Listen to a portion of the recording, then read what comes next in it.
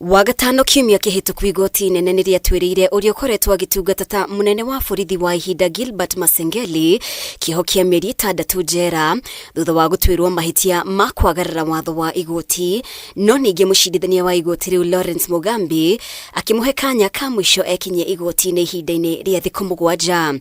Umuthi aririo thiku ici igotinikaga mawakiri a Masengeli na maikirie ihoya igoti rimwitikirie ekinyie mathaini ma mieraho, no na gukiri uguo mucirithania CHACHA mwiti ni athanire mucirithania Lawrence Mugambi no atangikire cira uyu muthenya wa rucio kuona umuthi egutangikagira cira ungi. Nake wakiri uria urugamirire mwena uria wahandire cira uyu igoti-ini Nelson Havi ni amenyithirie igoti ndekuonekana umuthi akiendekithia cira uyu ukagwetwo muthenya wa Jumatatu kiumia giukite. Masengeli akoretwo agiathwo ekinyie igoti-ini niguo aheane riboti yigie kunyitwo migwate kwa andu atatu mwena wa Kitengela, undu uria akoretwo ang'atheirie maita 7 na gwakiriria ndũgamano gatagati ka ruhonge rwa igoti na ruhonge rwa borithi.